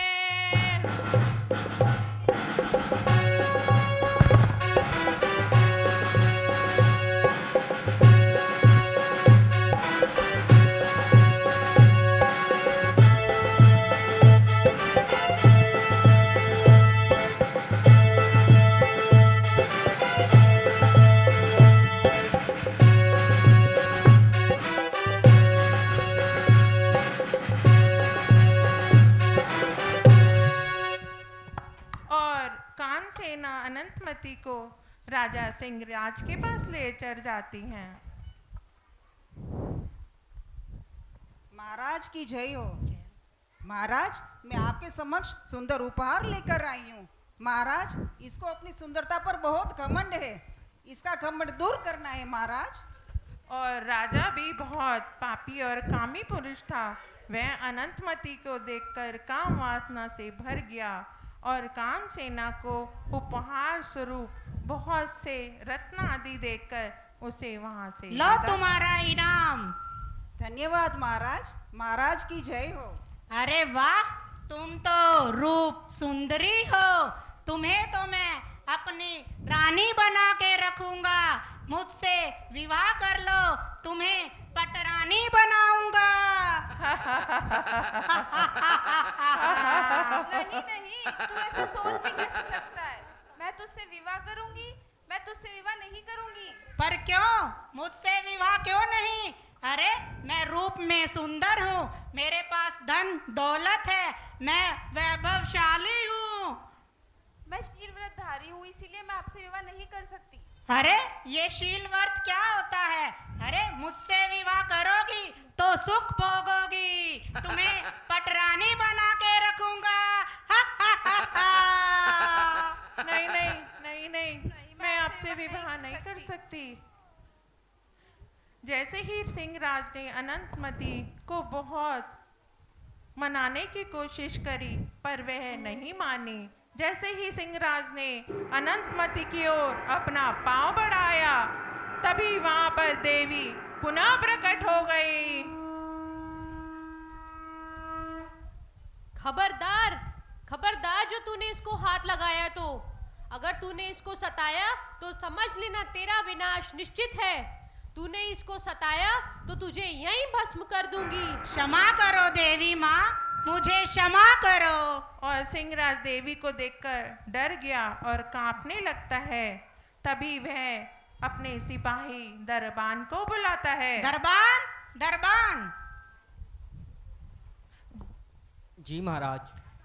क्या? अरे जाओ, इसे ले जाओ और घने जंगल में ले जाके छोड़ आओ।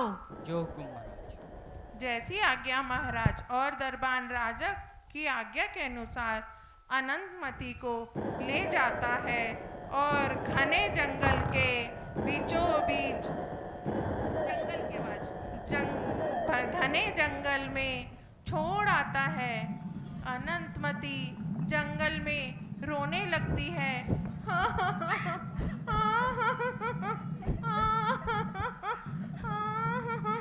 और रोते रोते वह भगवान का स्मरण करने लगती है।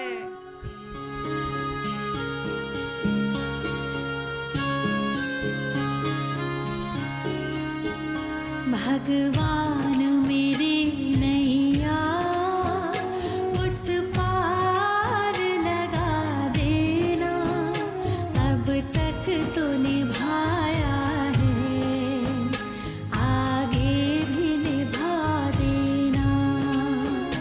भगवान मेरी नैया उस पार लगा देना, अब तक तो निभाया है, आगे भी निभा देना। भगवान मेरी नैया उस पार लगा देना, अब तक तो निभाया है, आगे भी निभा देना।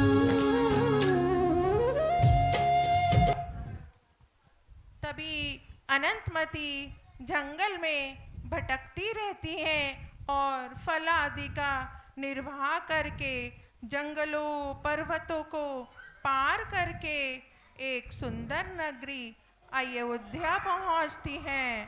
और तभी उन्हें सामने से आती हुई आरेका माता श्री पद्मश्री के दर्शन थारी सूरत लागे प्यारी,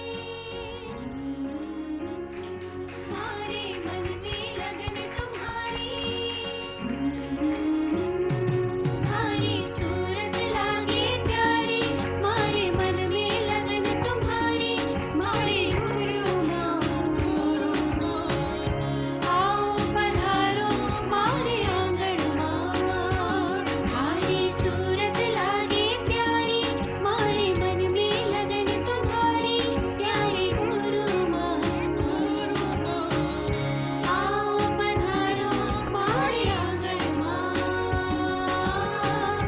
आओ पधारो मारे आंगन मां। और अनंतमती माता जी को वंदामी करती हैं। वंदामी माता जी।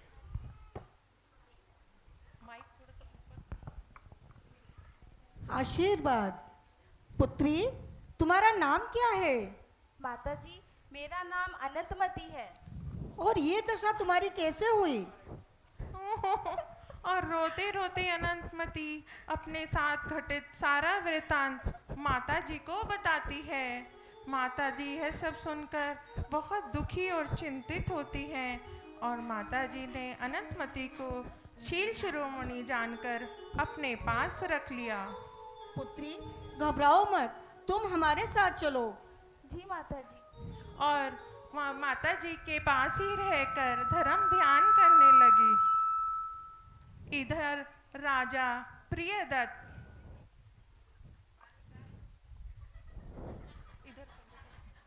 अपनी पुत्री के अपहरण के कारण बहुत और दुखी और चिंतित रहने लगे। पुत्री के वियोग में उन्हें अपना घर शमशान जैसा लगने लगा। वे तीर्थ यात्रा के बहाने घर से निकल पड़े और अनेकों तीर्थों अतिशय क्षेत्रों के दर्शन करके वह चलते चलते अयोध्या नगरी पहुंचते हैं। अयोध्या नगरी में प्रियदत्त का साला जिनदत्त और उनकी पत्नी रहते थे। वे उनके घर जाते हैं। जय जिनेंद्र महाराज। जय जिनेंद्र जिंदत। और कैसे हो जिंदत? बहुत बढ़िया महाराज। महाराज, मेरी बहन और मेरी भांजी अनंतमती कैसी है? क्या बताऊं जिंदत, पता नहीं अनंतमती कहाँ चली गई। अच्छा। मैंने उसे कहाँ कहाँ नहीं ढूंढा, लेकिन उसका कुछ पता नहीं। वो कहाँ है, किस हाल में होगी। धैर्य रखे महाराज, धैर्य रखे। ये सब कर्मों की माया है। अपनी अनंतमती अपने को अवश्य ही मिलेगी। आप मेरे साथ चलिए देव दर्शन के लिए। चलो और जिनदत्त और प्रियदत्त सुबेरे सुबेरे जल्दी उठकर स्नान आदि करके मंदिर के दर्शन हेतु जाते हैं। और इधर उनकी पत्नी आरेका माता जी के पास जाकर अनंतमती को घर पर चौका व्यवस्था के लेने जाती हैं। वंदामी माताजी, वंदामी।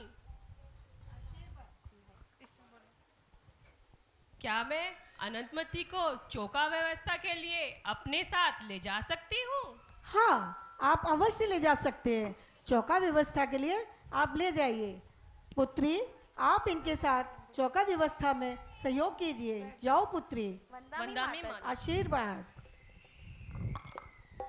और जिंदत की पत्नी अनंतमती को अपने साथ अपने घर ले जाती हैं।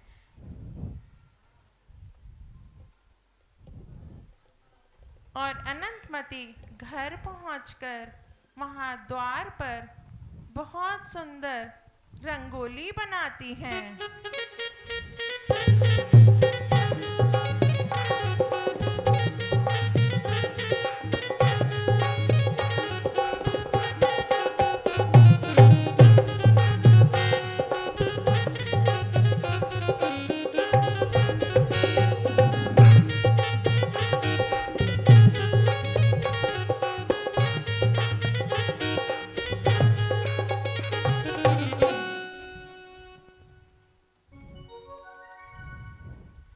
चलो पुत्री, भोजन तैयार है, आओ भीतर चलो, भोजन कर लो।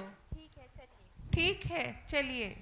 तभी जिंदत भी प्रियदत्त के साथ भगवान के दर्शन पूजन कर घर आते हैं।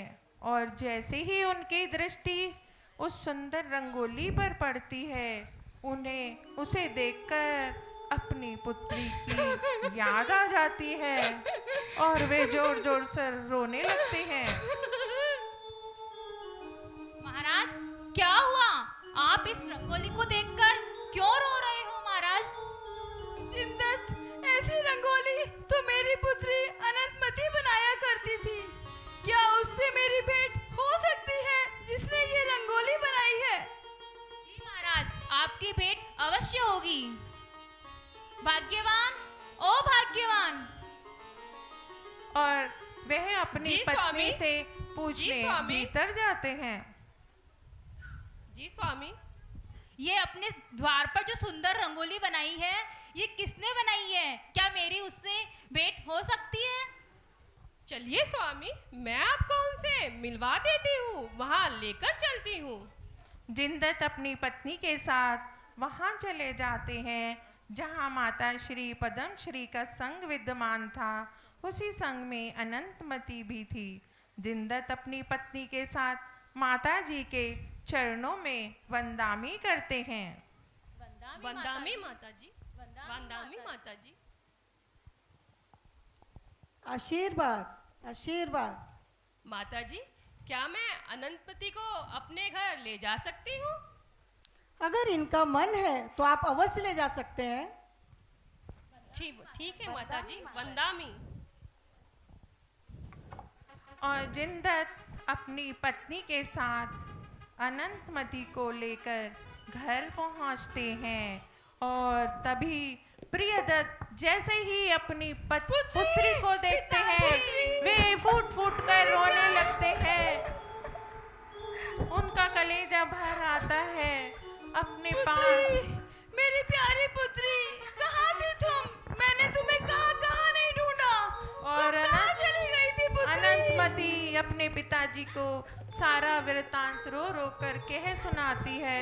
पुत्री की आप बीती सुनकर वे बहुत दुखी होते हैं। उसकी कष्ट भरी कथा सुनकर पिता का हृदय कांप उठता है।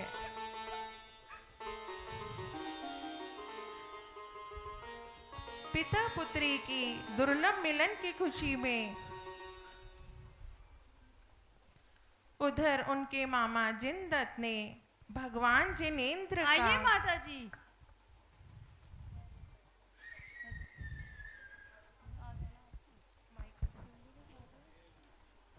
रथ निकलवाते हैं। भगवान जिनेंद्र का रथ निकलवाते हैं। सभी का खूब आदर सत्कार करते हैं और खूब दान देते हैं। आदिनाथ भगवान की जय बोलो। आदिनाथ भगवान की जय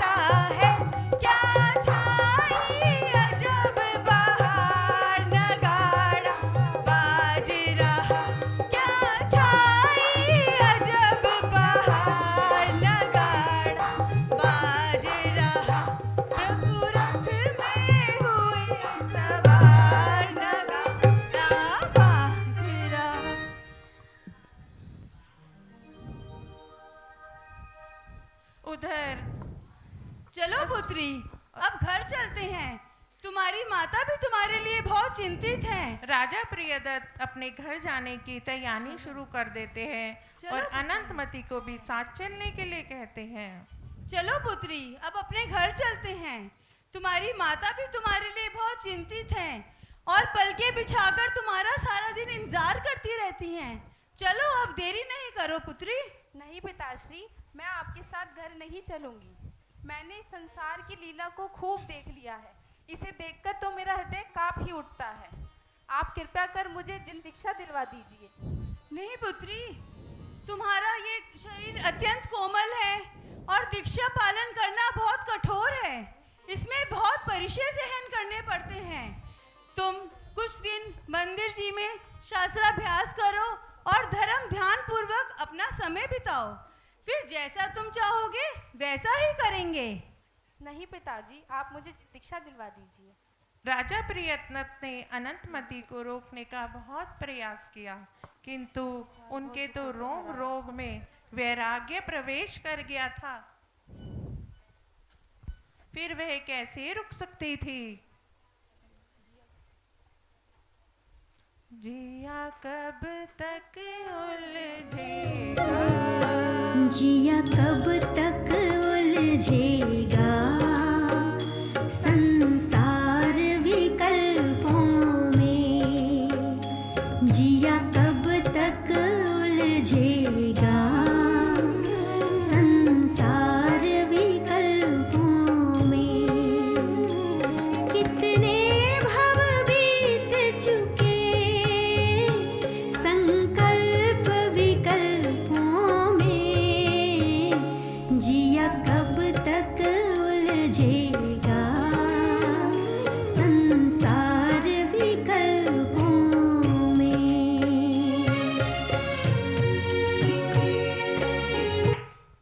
और प्रियदत्त ने अपनी पुत्री की दृढ़ता देखकर उसे दीक्षा लेने की अनुमति दे दी। पुत्री, यदि तुम्हारा मन घर परिवार में नहीं लग रहा तो मैं तुम्हें जिन दीक्षा लेने की आज्ञा देता हूँ।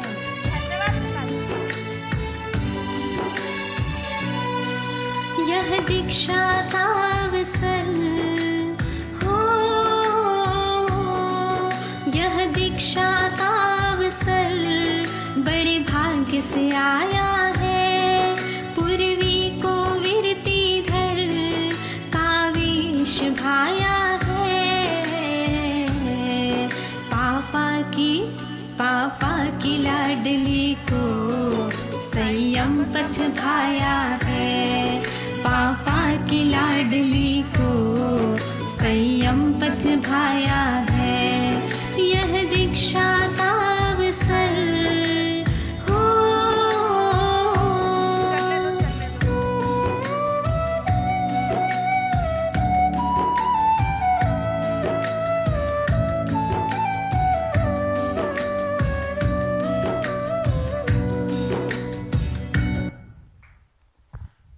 और वह दीक्षा के लिए माता जी चलो के पुत्री, अब हम माता जी के पास चलते हैं और तुम्हारे को दीक्षा दिलवाते हैं। और सब माता जी के पास जाते हैं। वंदामी माता जी, वंदामी माता जी, वंदामी माता जी, वंदामी माता जी। माता जी, मेरी पुत्री जिन दीक्षा लेना चाहती है, कृपया करके आप उसे दीक्षा देकर मोक्ष मार्ग पर अग्रसर करें। वंदामी माता जी, आप कृपया कर मुझे जिन दीक्षा देकर मेरा मनुष्य जीवन सार्थक कर दीजिए। पुत्री, अभी तुम बहुत छोटे हो और अभी दीक्षा योग नहीं हो, क्योंकि दीक्षा लेने से उसके बाद में आपको बहुत सारी परीक्षाएं देनी पड़ेंगी। कितना आप अपने दीक्षा के लिए निपुण हो? जी माता जी। देखो, दीक्षा के बाद हमें केसलोज भी करना होता है और हमारा पद पैदल जाके आपको विहार भी करना होगा। आहारचर्या होती है, उसमें अंतराय भी आते हैं। क्या आप ये सब कर सकते हैं? जी माता जी, मैंने दृढ़ निश्चय कर लिया है। ठीक है पुत्री, मैं आपको दीक्षा दूंगी। आशीर्वाद। मोक्ष के प्रेमी हमने कर्मों से लड़ते देखे। मोक्ष के प्रेमी हमने कर्मों से लड़ते देखे। मखमल पर सोने वाले भूमि पर चलते देखे। मखमल पर सोने वाले भूमि पर चलते देखे।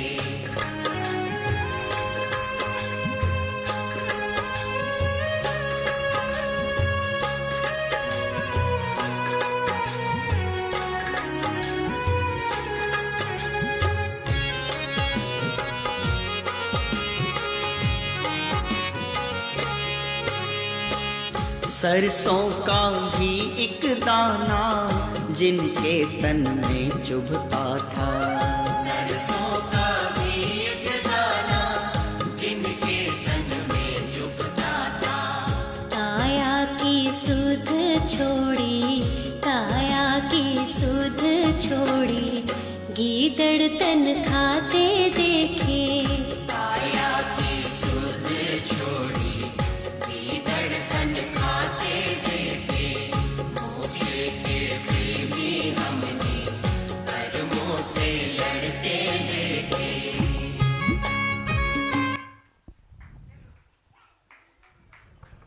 तालियां तो बजा दीजिए, इतनी कंजूसी क्यों? पुत्री, आज से आप अनंतमती माता जी के नाम से जानी जाएंगी। बोलिए अनंतमती माता जी की जय। बोलो अनंतमती माता जी की जय। अनंतमती माता जी की जय। बोलो अनंतमती माता जी की जय। वंदामी माता जी, और वंदामी दीक्षित माता जी। होकर अनंतमती माता जी घंटों घंटों तप में लीन रहती थी। महीनों महीनों के उपवास करती थी और परिचय सहन करती थी। उनकी त्याग तपस्या आदि देखकर सभी आश्चर्यचकित हो गए और तभी जिन पद को सार्थक करने के लिए अनंतमती ने समाधि मरण धारण कर वे सहस्ता स्वर्ग में देव हुई और वहां से चलकर मनुष्य गति पाकर मोक्ष जाएंगी। वंदामी माता जी, वंदामी माता जी। जहाँ राग द्वेष की गंध नहीं, बस सुख अनुपम ही मिले। मुक्ति है नगर, सिद्धों का है घर, चलो सिद्धों की छाँव तले। चलो सिद्धों की छाँव तले। जहाँ राग द्वेष की गंध नहीं, बस सुख अनुपम ही मिले। मुक्ति है नगर, सिद्धों का है घर, चलो सिद्धों की छाँव तले। चलो सिद्धों की छाँव तले।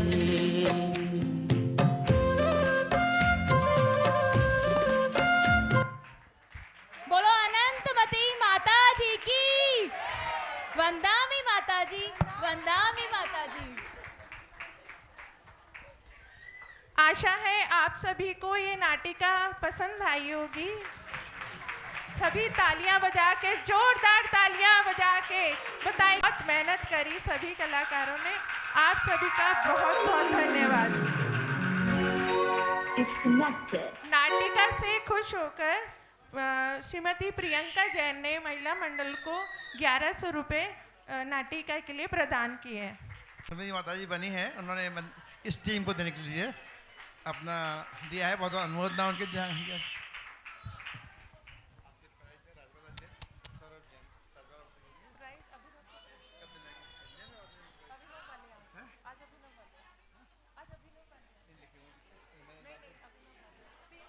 श्रीमती अंबिका जैन और प्रांजल जैन। हम बुलाना चाहेंगे मंगलाचरण जिन्होंने प्रस्तुत किया। श्रीमती अंबिका जैन, श्रीमती संपदा जैन और कुमारी प्रांजल जैन खड़ी रहे।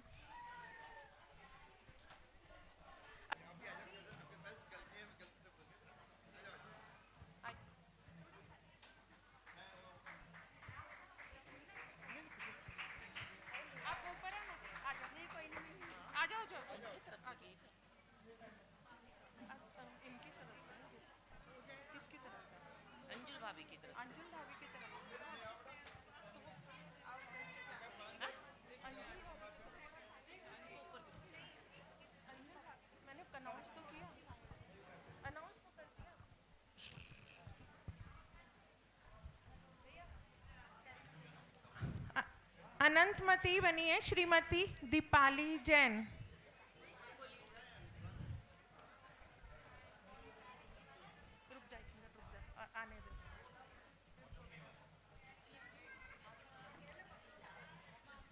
पहले बच्चों को, अभी रुको, पहले बच्चों को कुमारी अवनी जैन, आश्वी जैन, देशना जैन और कुमारी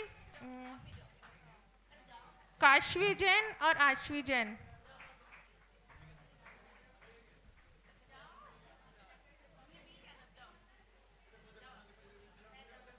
फोटो खींचो।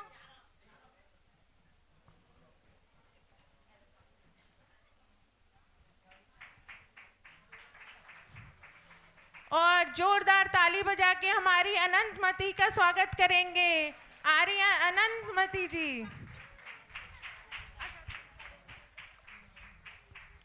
बहुत बढ़िया, बहुत अच्छा, बहुत ही सुंदर प्रदर्शन किया इन्होंने। श्रीमती दीपाली जैन।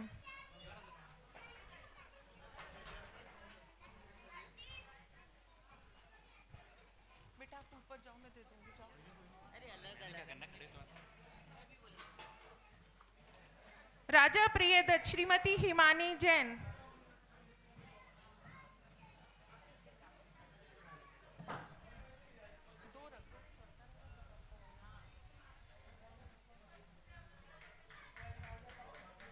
रानी अंगवती श्रीमती शुभ्रा जैन।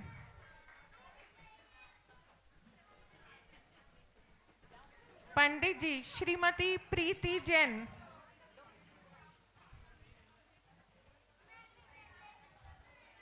कुंडल मंडित विद्याधर श्रीमती खुशबू जैन।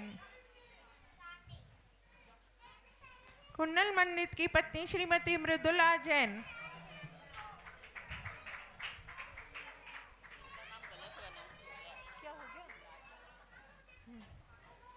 भील राजा जिंगालाला हु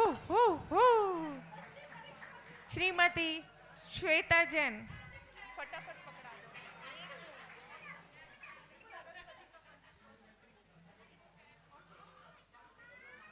एक और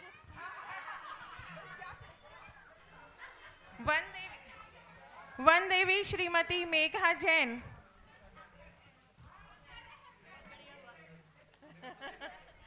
कामसेना श्रीमती खुशबू जैन। राजा सिंह राज श्रीमती प्रियंका जैन। दरबान मास्टर श्रेयांश जैन।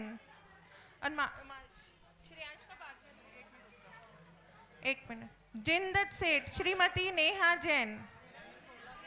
हाँ है। व्यापारी श्रीमती सविता जैन। श्रेयांश का बात। जिंदत श्रीमती नेहा जैन।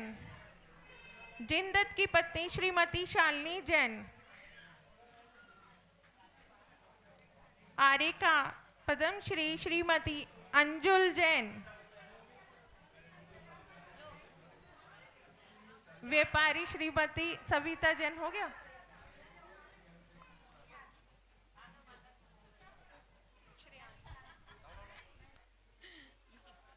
श्रेयांश जैन। दरबान श्रेयांश जैन। चला गया। श्रेयांश जैन।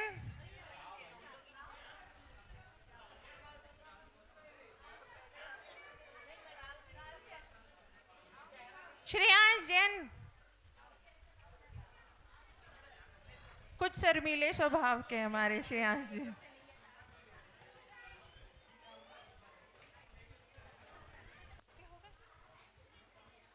और हमारी आर्य का माता श्रीमती अंजुल जैन।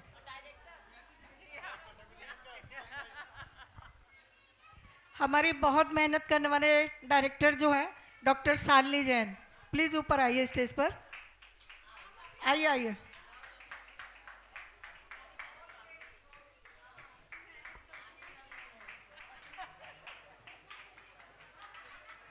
मेहनत करने वाले के तालियां तो बजा दिए प्लीज।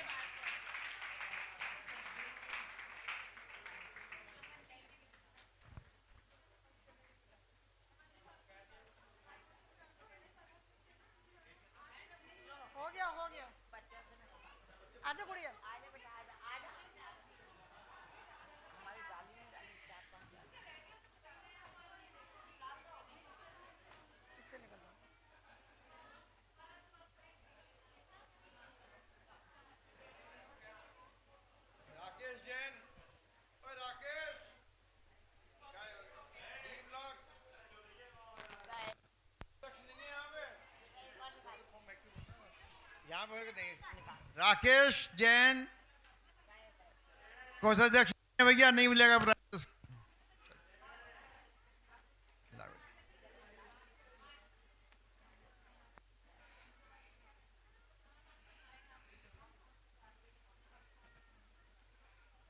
मनोज जैन जी आ जाओ, जी ब्लॉक।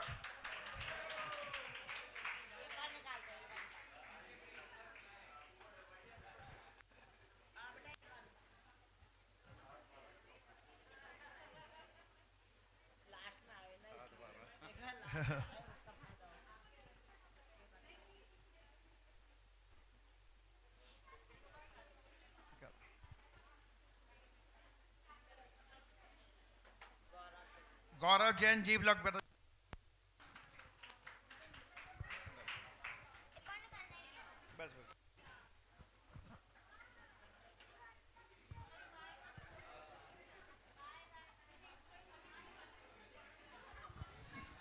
इस प्रोग्राम को जो बनाया गया है इसके लिए बहुत बहुत अनुमोदना।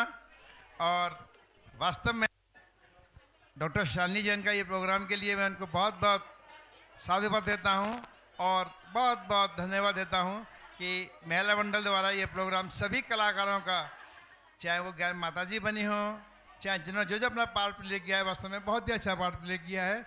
और मैं इस प्रोग्राम के लिए, नाटका के लिए सभी को बहुत बहुत धन्यवाद देता हूँ। धन्यवाद।